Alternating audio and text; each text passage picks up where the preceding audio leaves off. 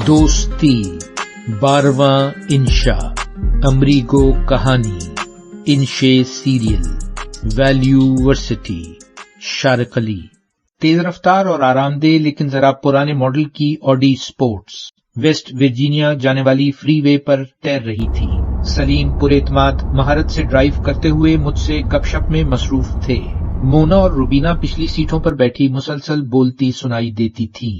हैरत अंगेज तौर पर वो इस मुसलसल तेज रफ्तार गुफ्तगू के दौरान एक दूसरे को सुनने में भी कामयाब थीं। रुबीना मोना के बचपन की दोस्त हैं और उन्हें बहनों की तरह अजीज भी।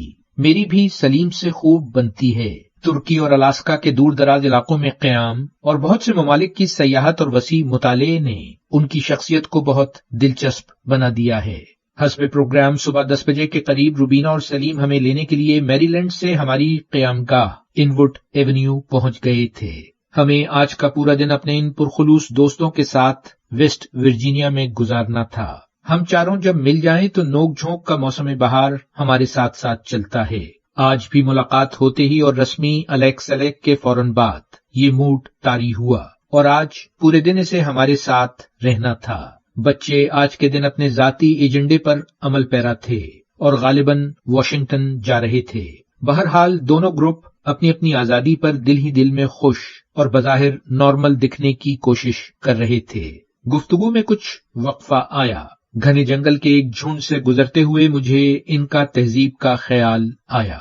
जनूबी अमेरिका के मौजूदा मुल्क पीरू के बर्फपोश पहाड़ों से उठने वाली इनका तहजीब की इब्तिदा 12वीं सदी में हुई। सन 1400 से 1533 तक इनका सल्तनत दुनिया की सबसे बड़ी और मुनज़्ज़म सल्तनतों में से एक थी। इनका लोग कदीम इंडियन नस्ल से ताल्लुक रखते थे। इंडियन तहजीब के बारे में माहिरीन अंदाजा लगाते हैं कि ये 4वीं सदी क़ब्ल मसीह में अपने उरूज पर थी। जनूबी अमेरिका की ये अव्वलीन तहजीब दुनिया की उन 5 तहजीबों में से एक है जिन्हें माहिरीन आसार कदीमा ने अव्वलीन या कदीम तरीन का खिताब दिया है। इनका लोग एक कबीले के तौर पर दोबारा 12वीं सदी के आसपास मौजूदा दौर के मुल्क पेरू के एक इलाके कोस्को में आबाद हुए। इनका के हुक्मरानों ने 15वीं सदी के वस्त में इंडियन सकाफतों को इनका सल्तनत में मुत्तहद करने के लिए फतूहात का सिलसिला शुरू किया। शायद 16वीं सदी के अवाइल में ये पूरी दुनिया की सबसे बड़ी सल्तनत थी। सलीम की किसी पुरमज़ाह बात पर मैं बेख्तियार हंस दिया। गुफ्तगू कराची के ज़मानाए तालिबे इल्मी की सिमत जाकर और भी दिलकश हो गई थी, क्योंकि मैं और वो दोनों ही डीजे कॉलेज के पढ़े हुए हैं। अमरीकी शाहराहों पर सफर करते हुए कभी गुंजान आबादी और कभी कुदरती कैफियत में मौजूद जंगलों से गुजरने का मौका मिलता है। ये सूरत हाल बरतानिया के मंजरों की मुस्तकिल आरास्तगी से जरा मुख्तलिफ है। इसकी बज़ाहिर वजह अमेरिका की कुशादगी और निस्बतन कम आबादी और बरतानिया का छोटा और गुंजान आबाद होना है। जनूबी अमेरिका के मगरबी साहिल पर एंडीज पहाड़ों के आसपास की ज्यादातर जमीन पर इनका तहजीब की हुक्मरानी थी। मुतासिर कुन फन तामीर, फौजी ताकत, तरक्की याफ्ता सड़कों के नेटवर्क्स, काश्तकारी की इख्तिराआत और उम्दा मसनूआत उन्हें भरपूर तहजीब का दर्जा देती हैं। इनका की ये सल्तनत सिर्फ एक सदी तक कायम रही।